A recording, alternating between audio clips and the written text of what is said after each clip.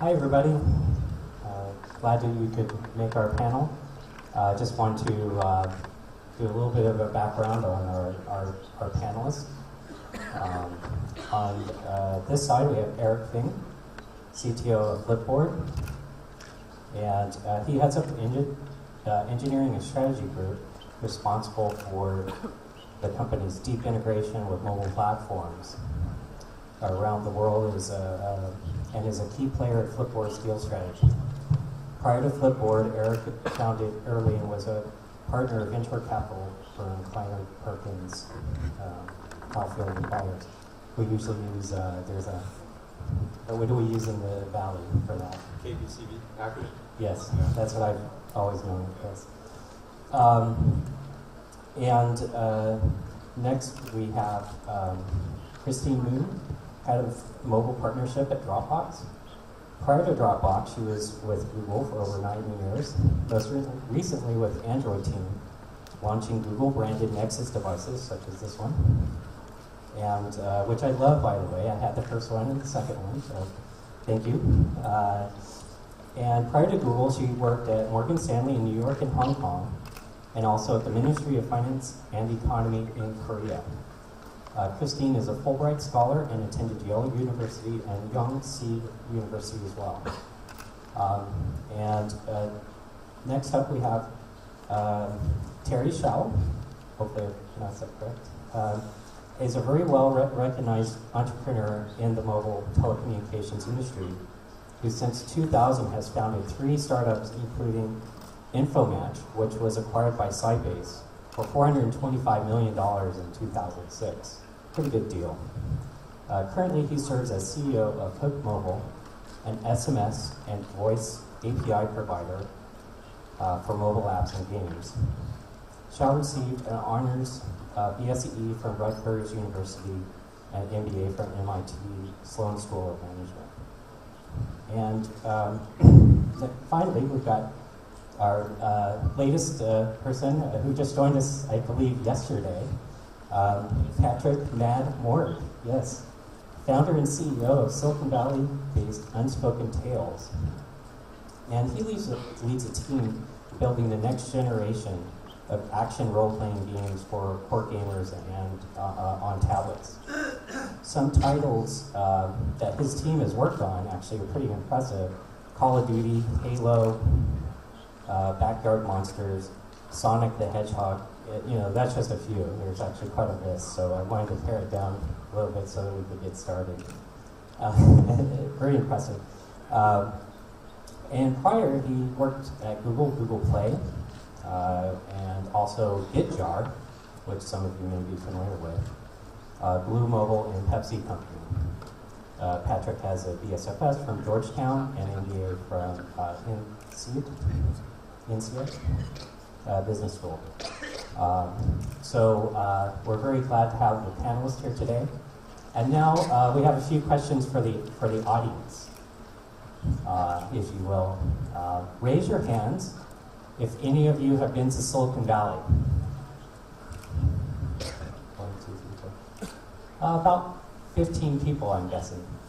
How many people in the audience have an office or work for a company that has an office in Silicon Valley? More people, yes. How many companies that you work for here have an office outside of China? Very good. How many of the companies work in mobile phones or apps, APPs? Okay. So we have a pretty good mobile audience. What do you guys think? That's great. All right. So let's get kicked off here. So Silicon Valley. What are the big trends in Silicon Valley today? And how are those going outside of Silicon Valley, in the global space? Terry, do you want to take that one? Let's see. Get your mic on. Sure. Okay, it's working. Yeah, so Silicon, obviously there's a lot going on in Silicon Valley, as always. I think some of the newer trend, which we know, it's more of going hardware or I would say integrated devices with mobile apps. So there's a very strong trend in hardware development nowadays. It's particularly in the last year or year and a half. Like wearables. Yeah, absolutely. Like wearables, connected car is a very strong trend.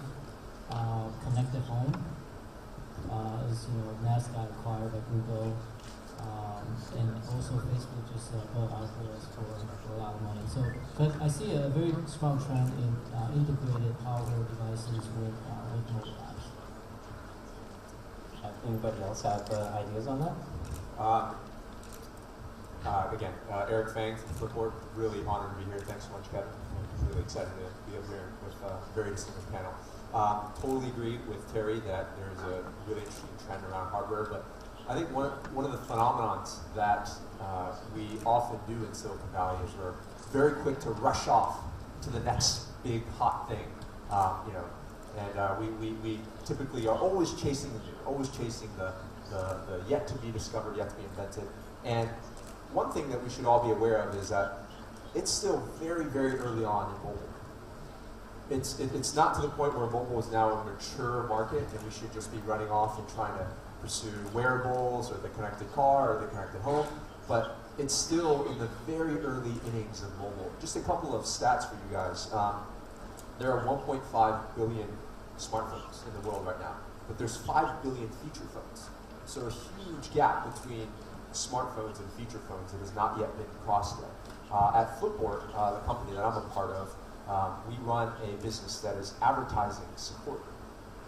Mobile advertising is only 15% of all digital advertising. So a very, very small percentage of digital advertising.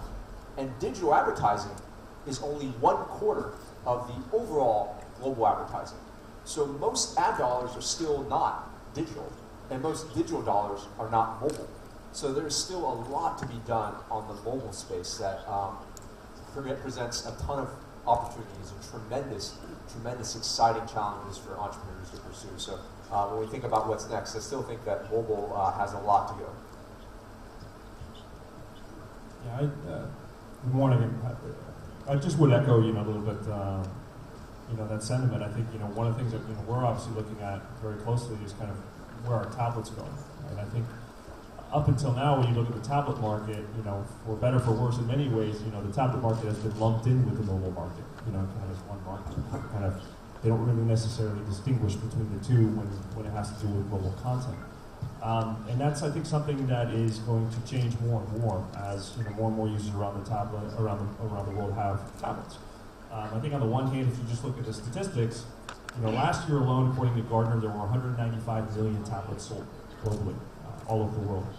If you compare that with the most popular video game console of all time in terms of sheer number of units sold, which was the PS2, the PS2 actually only sold 150 million units over 6 years. Right? So that gives you an idea of kind of the gap in terms of the size of the opportunity. Nonetheless, when you look at tablet and you look at tablet content, particularly outside of iOS, there's still a lot of improvements to be made. There's still a lot of content that has not been optimized for the tablet form factor. There's still a lot of content that has not been optimized for the tablet average session length. Right? I mean, when you're talking about mobile games, for example, in mobile games, people play games for 2 or 3 minutes at a time. Right? That's typically the average session length. But when you move to a tablet, the experience, of course, is around 11 minutes at a time. And yet, the content that is available on tablets in many cases today doesn't really reflect that. So I think that's something to keep in mind as well, as kind of, not only do we have to keep our eye on mobile and make sure mobile works correctly, and in the US and Silicon Valley, we always joke that, we have all this great mobile technology, and yet it's impossible to make a proper voice call in Silicon Valley, right? Because calls are always dropping. So, when I look at tablet, I think, there's an even bigger opportunity there because tablets are obviously even newer than phones. So second screen. Yeah, Like exactly. TV is I know there's a lot of startups playing around with second screen, and there's a lot of activity there. In other words, when you watch a TV show, maybe you've got something open here on the tablet, That could even apply to gaming. You know, if you're watching an action show, maybe there's some kind of tie-in to games, you know, things like that. I've heard people discussing that a little bit, but has there been anybody really, penetrating that market at all? I mean, you know, when it comes to convergence between tablets and TVs, I think that's, you know, another area in and of itself, right? Is I think one of the things that you've seen is, for example, obviously the launch of Chromecast, recently by Google, and more apps being available by, for Chromecast, for people to enjoy on their TVs. I think that's definitely a trend as well, as I think more and more the devices are converging, the experiences are converging. And the reality is kind of, I question whether people should buy a console because I don't understand the logic of spending $300 on a console when I have a tablet that has all my content, right, and that I can carry around with me everywhere. Although I can legitimize a little bit in the sense that, again, the gaming content maybe is good on tablets.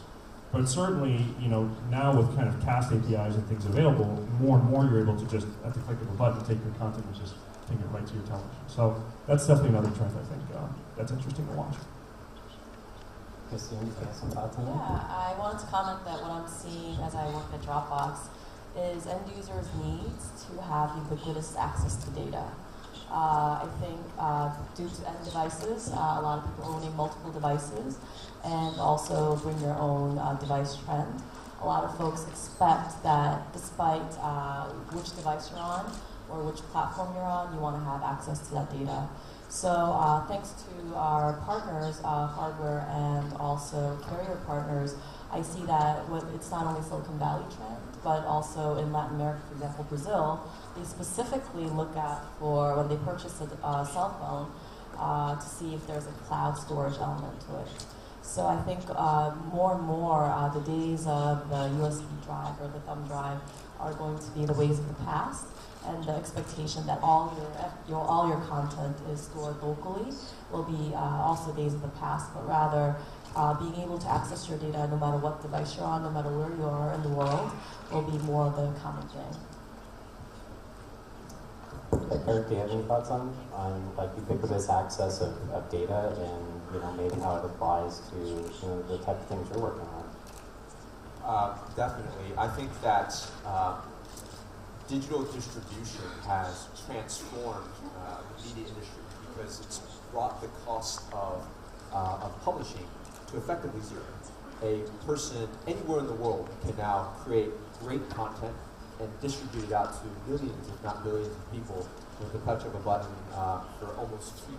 And that is absolutely amazing. And what we're inspired by at Flipboard and what we're inspired by in terms of how we can work with publishing companies is to help create new ways to distribute that content and also to monetize that content. We believe that great content moves the world forward, but great content is really expensive to create. To get that awesome, hard-hitting review about the debt crisis in the U.S., you have to do a lot of research, a lot of work. You have to go interview people. You have to maybe travel around the country, and that is an expensive thing to do. But the content that you produce from that exercise is wonderful. It's tremendous. It's very high quality, and that content deserves to find an audience. And after it finds an audience, it deserves to make a fair return back to the publisher. So I think as digital technology helps really make distribution a very free, ubiquitous thing, there's going to be a lot of interesting new business models that emerge, and we're very excited to participate in that. So when we talk about these new innovations, these things that are coming up down the pipeline, what makes Silicon Valley special in that we're kind of leading the way in a lot of these areas? Is it the availability of capital, Sand Hill Road? Is it the colleges that are nearby, like Stanford, UC Berkeley, Is it the weather? You ask everybody in Silicon Valley what they like about it. One of the first things they usually say is, "Oh, the weather's great."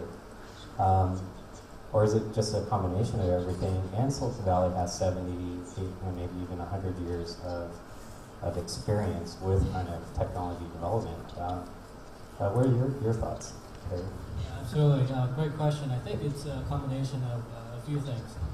First of all, it's a tradition, it's the historical know-how of the multiple areas, which when I look at entrepreneurship, startup companies, obviously you mentioned capital, but you also have to have talent. What's interesting, kind of this interesting analysis in the last couple of years was New York has now come out to become a very strong second Valley. And the reason, part of the reason is the talent that got released after the financial bubble or financial crisis in 2008, 2009, released a lot of the talent to the entrepreneurship pool. So if you look at talent, you look at capital, you look at the tradition and historical know-how. One of the very simple thing, and very similar to Beijing in many ways, is it's relatively easier for the venture community to do a due diligence on a company. All they have to do is call a few friends, and they know what's out there, Yeah. and who's this guy, right? Yeah. So that's important, and that's really shortened the time for the companies to propel themselves onto the stage. And in fact, for the audience, I took some pictures just on a random Saturday. I drove around and took some pictures of companies in Silicon Valley that are near my house. And I was actually shocked and amazed how many diverse companies are located there. And you always hear about people switching jobs and getting recruited from other companies, and there's almost an ecosystem of people, and good talent. Are there other places? You mentioned New York City. One interesting point you just mentioned. There's also a couple companies that started this trend of unmarked offices. So Snapchat and WhatsApp, those companies they don't put their names on the building, or they don't even put their names on the I didn't know that. That's I'll have to find out where they're at. But there are plenty that do, and I'm just curious. Do you guys have any thoughts on other innovation centers in the world that either they don't necessarily have to? For years everybody said, "Oh, this is the next Silicon Valley." It's Austin or Research Triangle Park or Munich for a bit. All these places pop up. Are there other innovation centers that come close or are doing something like a vertical area that seems interesting to you? I'd love your thoughts. Or Yeah, I just wanted to add to Terry's comment. What's the secret sauce of Silicon Valley? One of my jobs at Google was to expand Google's R&D into new markets. And I got a chance to travel with Vint Cerf, the father of the internet. And one of the common questions that we got from different audience as we traveled was, how do we replicate what you guys have in Silicon Valley in Korea or in China or wherever? And obviously there is that virtuous cycle, having good flow of top talent from Berkeley, Stanford, and also a lot of venture capitalists willing to take risks and invest in different stages of company, great weather. Also the mentality, just because you failed once, it doesn't mean you have this big scarlet letter on your head. That's actually that's good actually learning. a big one. That's a huge one, right? It's huge, and you don't necessarily see in other cultures. Right, or even having that as a street cred, rather than saying, "Oh, you failed in that company, we'll never ever invest in you again." That said, I think going back to where is the next Silicon Valley, I think it's happening globally. I think there was a recent article in Wall Street Journal by Nicholas Zentrum, who was the co-founder of Skype, who was brilliant in selling it to eBay once and then selling again to Microsoft for more than double the price. But he had actually mentioned that his thing is that he looks elsewhere, not Silicon Valley, but outside of Silicon Valley, all over the world, LATAM or Europe, etc., to look for the next series of good startups. In fact, that's what my company's been doing. Exactly, That's that's what why you're doing, That's why and I'm I think Patrick, envisioning as an example. and even the sort of source of capital, it doesn't only exist in Silicon Valley. I think Patrick could speak to that as well. In China, I'm sure it's thriving with top talent, young entrepreneurs, not wanting to work for a big corporation, but rather wanting to pursue their dreams and thinking the market is not in the boundaries of the place they live in, but the world. I think being able to do that is more of a commonplace, and I see that whenever I talk to young entrepreneurs from different parts of the world. I think those are really interesting points, and it is actually true. I mean, I think we're in the process of raising funding for Unspoken Tales, and actually one of the reasons I did come out here was specifically to meet with Chinese investors. And the interesting thing when you look at Silicon Valley is it's kind of a blessing and a curse. This speed of innovation, because as Eric mentioned earlier, I mean, sometimes we get ahead of ourselves and we start focusing on things that are really 5-10 years out in the future, and we forget that we still need to tighten up a lot of the nuts and bolts on what we've been doing for the last couple of years. Like companies like HP have 450 PhDs up on Page Mill Road, and yet their existing products maybe could use some help. Exactly. Because they're looking at memristors and all kinds of crazy technologies 10 years away. Exactly, and so kind of what we found a little bit is when you look at mobile gaming. I mean, mobile gaming there was a trend in investing in mobile gaming a couple of years ago, and since then there is less investment in mobile gaming. Rightly or wrongly, you can say you can agree or disagree with whether VCs are being short-sighted or not on that, but there's this perception that we probably don't want to invest too heavily in mobile gaming because Zynga didn't pan out very well, or because King.com's IPO didn't perform as well as it should have. And so therefore, I think that creates opportunities in other markets and other areas of the world where people are still saying, well, this is actually still an emerging market in many different ways, and we should therefore continue to invest aggressively. And you do see that, for example, I think, again, specifically in mobile gaming, one of the centers of innovation, which I'm kind of most impressed by, is Finland. I think that the quality of development that comes out of Finnish game studios is, by far and away, in my opinion, much better than some of the things that we see in the States. And you see teams that are incredibly talented and incredibly scrappy, and who are able to put together engineering teams, for a third of the price of what it costs us in the Valley. So I think it's a very interesting time, because certainly Silicon Valley continues to innovate and kind of lead the pack in many different areas.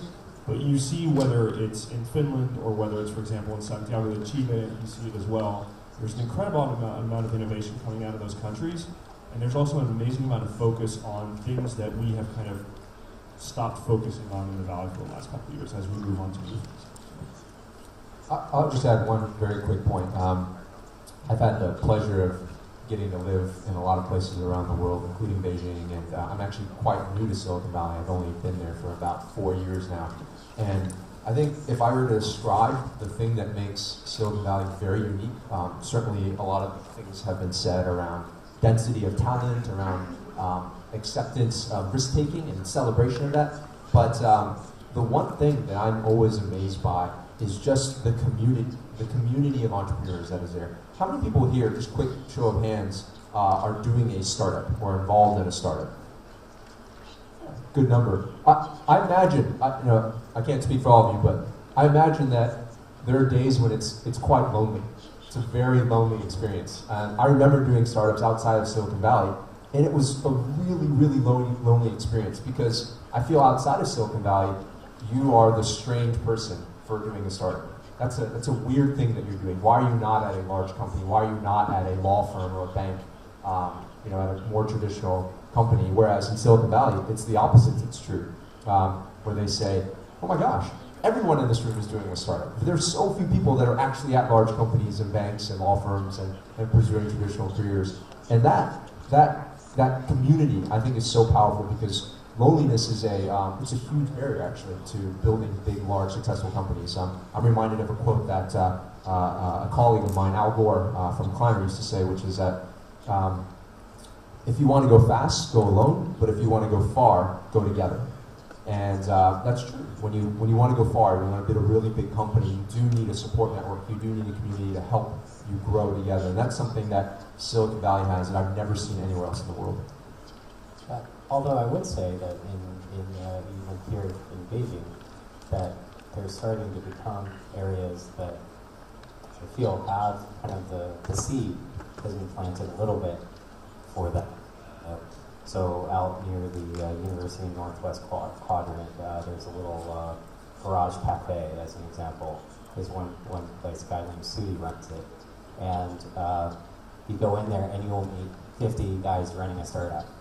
And they all work together. You know, if there's a problem, then this other guy is going, yeah, I think I know how to fix that. I know how to do OAuth, or I know how to do this, you know. And that's something that you see in Silicon Valley quite a bit. You know, there's all the SIGs, you know, special interest groups that people get together and they know Node.js or they know Apache or something. And I think that it's starting to happen here a little bit. And I'm curious if you guys have thoughts of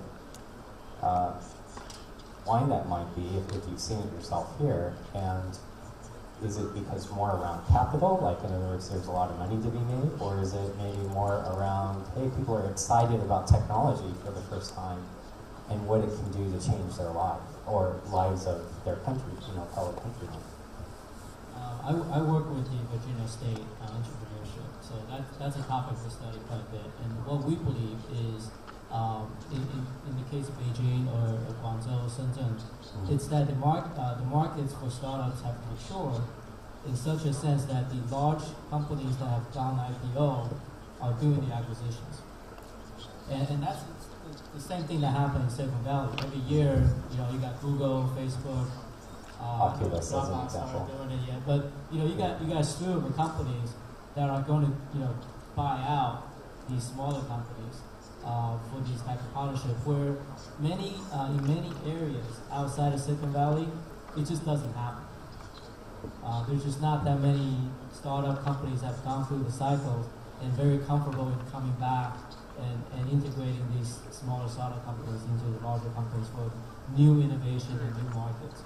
So as part of the state initiative, what we're trying to do is create that community, either through the use of a reverse pitch, which is the enterprise companies coming to pitch the startup companies to say, hey, these are the areas that we're looking for help, versus the startup companies pitching to the enterprises. But in any case, so that's what I believe in pockets of China where Beijing is obviously very strong. You can count, I only think you can count in one hand the large IPOs that have gone through that resides in Beijing, but certainly Guangzhou and Shenzhen as well. Yeah, and I'll just add that the talent pool in Beijing, to echo what has been said earlier about density of talent, it's truly tremendous. Out, as Kevin mentioned, out in Zhongguancun, so many amazing talented people. And as an engineer, I always go back to the stat that China graduates about 600,000 engineers every single year, and in the U.S. we graduate about 70,000. So almost 10 times the number of actual engineers every single year that are available to do amazing things and do great innovation, which is why I do think that the density is there for something very exciting to happen. So we talked a little bit about culture. What about companies in China that want to do business in Silicon Valley? What are the challenges that you would expect to see, with a company? I know as an example, Baidu is opening up a CTO office in Silicon Valley. Are they going to have certain types of challenges, or any other companies? I know there's a lot of demand there, and I'm kind of curious if you guys have any opinions about that. Yeah, I think I've been a board advisor to a number of startups in different countries all over the world, actually setting up shop in Silicon Valley. And one of the last ones that I worked with was an Israeli company called Onavo, which was actually acquired by Facebook. And I think the challenges there are generic challenges, which I think any company outside the U.S. is going to have. And then there are perhaps challenges that are more specific to Chinese entrepreneurs. I think some of the generic challenges are, from an investment point of view, I think it's challenging for entrepreneurs to secure a venture investment if they don't have any kind of operation in the valley. I think that's just very challenging because investors want to be able to know them, spend time with the teams, spend time kind of doing due diligence on the technology, and that's made much more challenging when there's geographic distance involved. I think there's challenges coming from a commercial point of view when companies actually want to start monetizing the U.S. market and meeting U.S. partners and doing business development in the U.S. Again, you have a lot of challenges I think culturally and in terms of geographic distances, etc., and time differences. From a Chinese perspective, I think that there are obviously, a lot of cultural differences between China and the U.S., and I think that works both ways in terms of, U.S. entrepreneurs trying to invest in China and trying to build companies here. I think, again, the same kind of statement goes in terms of the need to have some sort of presence in the United States. I think that it is helpful and becoming increasingly helpful to have teams that are more global in terms of kind of the core components of the management team. And so I think you see a number of companies in China that have U.S. management. You see a number of U.S. companies that have Chinese management. So I think again there's an interesting kind of overlap and change in that dynamic happening there. So I think what I would recommend to Chinese entrepreneurs that are looking to go into the U.S. market is really go over there, spend some time, build network. Think of obviously hiring team members for your U.S. office. There's ways obviously to do this that are much more cost effective. Starting with kind of consultants or contractors or people who can help you get the lay of the land in the U.S. market before making a commitment. But certainly, if you're going to have a long-term business in the United States or a long-term business in Silicon Valley, you need to have both employees and obviously a set up an organization there. I'll make a quick comment. I think the biggest challenge is actually management, in the sense that, and I see this a lot, not just Chinese companies, but Japanese companies or other Latin American companies. When they come to the Silicon Valley, come to the U.S., do you fly one of your managers in to be the leader? Do you hire? And when you hire a local leader, is that person is given proper understanding and proper decision making? Because a lot of times their decisions always get second guessed. In terms of culture, the very strong difference is Chinese companies and Chinese managers are very strong-willed and almost obsessive Steve Jobs-like. And in that sense, that may or may not translate well into an American office setting. So I think that the biggest challenge is to find out who that local leader is going to be and how does that reporting structure and decision-making empowerment happen. Yeah, I wanted to add to that. I've seen U.S. companies like Google and even my current company Dropbox going overseas, and there are challenges with that. And then the opposite. I've seen Korean companies like, you can almost say, like there's a Korean company called Cyworld, which was like the early social networking, that tried to localize in the U.S. and it failed. And I think there are many reasons, but one thing that I would like to highlight is culture and empowerment. I see companies like my partners, a lot of mobile companies like Huawei, ZTE, or HTC, Samsung establishing local presence in Silicon Valley. And sometimes what I see is the lack of empowerment to the local team as to making decisions. All the decisions get made in HQ. And I can say the same for Google as well. All the decision gets made in Mountain View. So I think in being able to empower and then effectively communicate the strategies both ways is key to success.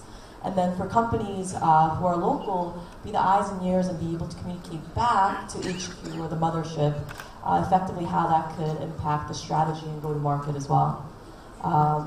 Yeah, I'll stop there. I'll just add something very quickly, which is that in order to be successful in any market, you have to know your customer. If you don't know your customer, then you're building a product with no intuition about how it's going to affect the customer, how they're going to respond to the product, how useful they're going to find it. And I think that's the biggest challenge, in that when you try to develop a product for another country or another locale, you often just don't understand the customer, and you are trying to build something with no intuition, and that's a very challenging thing to do. So no matter where you go, make sure that you know your customer. I think one last thing I would add to that is there's a perception outside the United States sometimes that the United States is much more homogeneous than it is. The Hollywood effect. Yeah, exactly. Yes. The Hollywood view of kind of the United States. And as a European who's worked in the States now for whatever 5-6 years, even in mobile, you realize how different audiences are. I mean, in some of the portfolio companies of the last venture fund I was working in, we would analyze kind of, consumer cohorts by geographic region in the United States and play patterns. And you would see noticeable differences between somebody who's playing a social casino game in Vegas versus somebody playing in New York versus somebody playing in Mississippi. And so kind of, the first step, I think, in being successful in any market is absolutely correct, right? Is you have to have local employees that you delegate and trust, who hopefully are culturally similar enough to your company so that they can work well and effectively there. But you also have to realize that in the larger markets, whether that's the United States or whether that's Europe, where differences are even more pronounced, there's going to be a lot of regional nuances. And so having that first office in the Valley is a good start, but the Valley is very different from New York, which is very different from Miami. If they're selling a farming app or something, perhaps Nebraska is a better place to face yourself, right? As close to the customer, so that you know what the customers need. Ohio, or some place in the Midwest. So, on a final question for each of you, one each,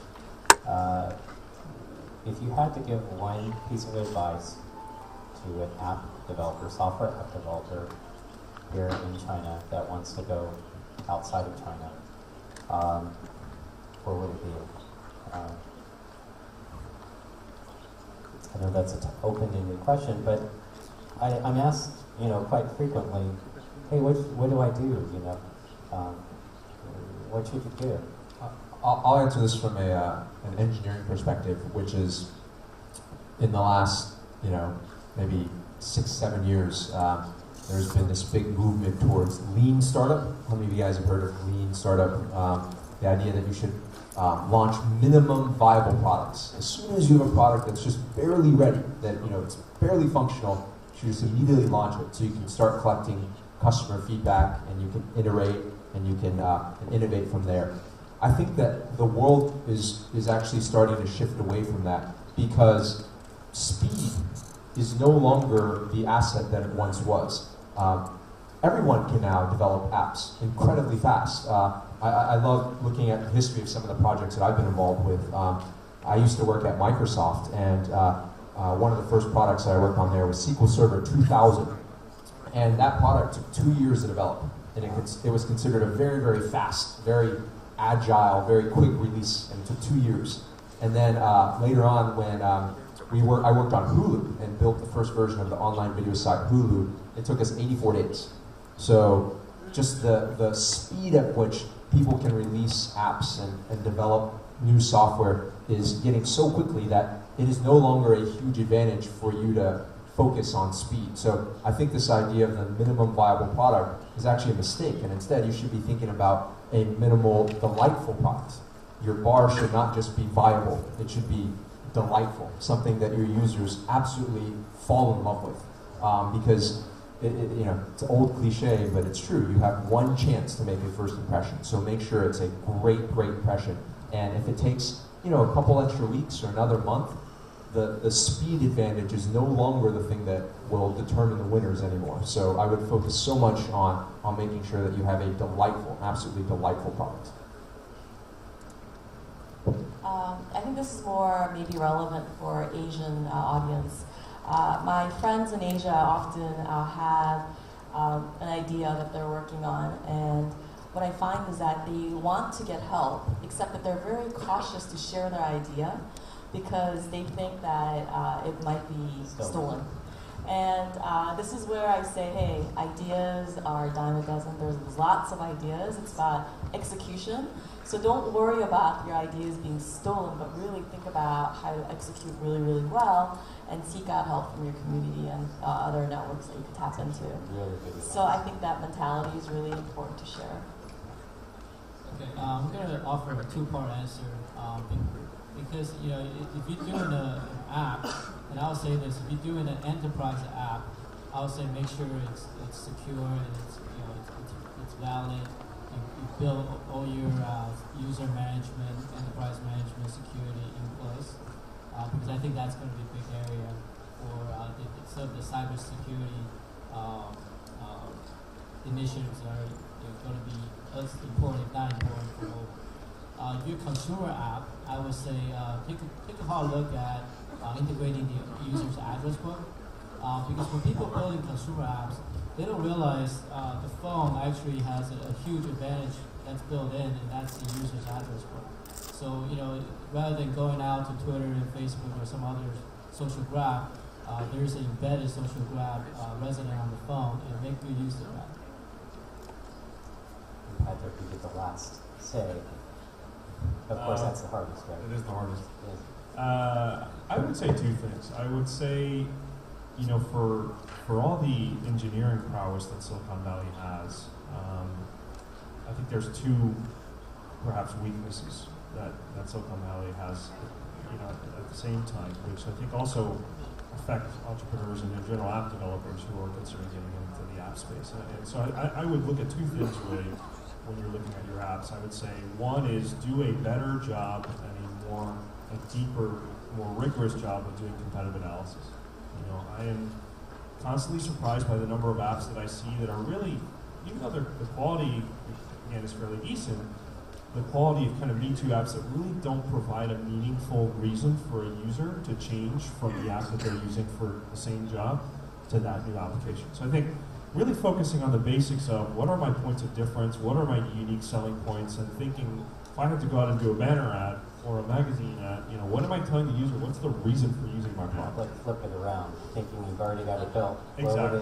Now I've got to advertise it. Exactly. How would it look? Exactly right. So when we're starting to think about building games for Unspoken Tales, it's all about what's the X factor, right? As EA kind of pioneered. It's like, what is the one or two things of your application that really stand out, and that hopefully will stand out in 6 months' time or 12 months' time. And the second thing I would say, which is obviously kind of a derivative of the first, is you really have to spend a lot more time on marketing and really figuring out, who's my target audience and what's my positioning and what's my messaging, what's my marketing plan, and how am I going to get cut through? Because the world has become so brutally competitive lately that you just cannot assume that just because you had a good meeting with the marketing person at the App Store or on the Play Store and that you're going to get featured, that's going to take your business It's going to somewhere. last. It's not going to last. Yeah. It's a good pop, and then Exactly. you see it. And the pop is unfortunately gets less and less fixed important, time. over time, right? And we've seen the pop is less and less important. So I think really nailing that competitive space and identifying kind of where you're unique, and then very importantly figuring out what is my marketing plan, what does that look like in terms of my media spend, my social media strategy, my PR strategy, my positioning, my target audience, my partnership strategy, right? And business development is a great marketing tool. Right? It's not necessarily considered marketing, and I think that's fine. I mean, people have difference of opinion whether it should be or not. But having distribution is kind of like one of the fundamental 4 Ps of marketing, right? And so the more people will find your app, which of course means you have to develop cross-platform, the easier it's going to be for people to know about your product, and then to hopefully rant and rave about how great it is and tell other people. So. Cool. Well, that wraps up our discussion. We're going to open up for maybe 1 or 2 questions. I believe we've still got time for that, right, guys? All right. So, anybody have any questions for our panelists? Yes, right there. Thank you all for your wonderful introduction, and I have a very simple question. The Oculus is very popular since the end. Do you guys believe that it's going to be kind of very, very popular PlayStation like PS2 or Xbox, or just a kind of flash in the air? That's my simple question. Thanks. Okay. Could you say it again louder? I'm sorry. Yeah, we heard a question about Oculus. Whether Oculus, do you guys think Oculus will be kind of popular PlayStation, such like the Xbox or like the Xbox or like the PlayStation, Sony PlayStation, or just kind of flash in the air? Okay. Yes.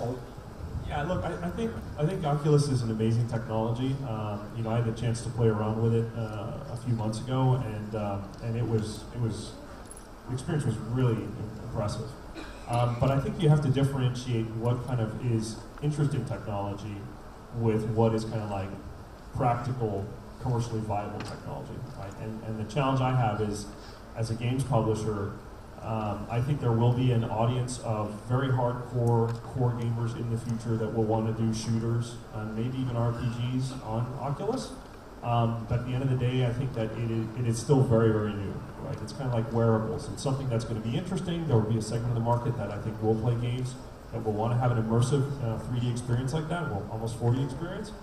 But I don't think it's something that you're going to see, as being very commercially viable, or certainly something that you could raise venture funding for a games company for the next, I don't know, I would say at least 4 or 5 years. I could be wrong, but that would be my initial take on it. Thanks. Any other questions? Great opportunity to ask questions to some really smart individuals. Yes? Thank you very much for your great presentation. I have a quick question for Eric. Just what you mentioned about is the talent pool in China is bigger than in Europe, in US. I just wondering that besides the number, I think we have a lot of things which is weakness than the US talent. So what is your suggestion for maybe the Chinese government to to improve the talent? Yeah. Great question. I'm actually a huge believer in the local Chinese engineering talent here. My first introduction to China was through the lens of Microsoft Research that runs a lab out in Haidian. And the research lab in Beijing, called MSR8, Microsoft Research Asia, was actually the most talented of the 6 research labs around the world. More talented than what the Microsoft Research Lab was doing in Redmond, Cambridge, India, Silicon Valley. And I measure that not because I'm biased, because I work there, but there's actually empirical evidence. The Microsoft Research Lab in China published more papers and received more patents than any of the other labs during the 7 years that I was involved with that research lab. So I think that the raw horsepower in China is absolutely tremendous. If there's one thing that was missing, sort of just one thing that I would love to see more, is more independent thinking, more creative thinking. I think that and a lot of it goes back to the education system here, which is based on a lot of standardized testing. It's based on a lot of formal curriculum and far less about independent thinking, out-of-the-box thinking, sort of free-form creative things. And sort of like HP's Garage. HP was created with a couple of guys that knew a little bit of electronics, actually pretty smart guys from Stanford, but they didn't have somebody telling them this is your project. They were playing around with that in their garage. That's exactly right. And in fact, I experienced this very personally. I taught a class at Tsinghua back in 2006. And the first day of class, I gave a very simple assignment to the room, which was, can you please just independently form teams? They can be anywhere from 4 to 7 people. And next week, I'll share what we're going to do with those teams. Very simple, just form teams. Based on that, 1/3 of the class dropped out. And they came up to me afterwards and said, I don't know how to form a team. I don't know how to unstructuredly go to somebody I don't know and ask them to join my team. Instead, can I take a test? Can I write a report for you instead? Can I do something that's just far more structured? And I think that was very indicative of the point that I'm trying to get at, which is the raw horsepower is unbelievably strong here. Such brilliant people. And I think it's just culturally we need to train and work together to kind of get away from just rote memorization and standardized testing to doing things that are more creative and freeform. And I think when that happens, look out. It's going to be really amazing. Great. Well, thanks everybody. I think we're up on our time, but really appreciate the questions. Very good questions. And we'll go ahead and turn it back over to Brian. All right. Thanks a lot, Kevin. Thanks, everybody.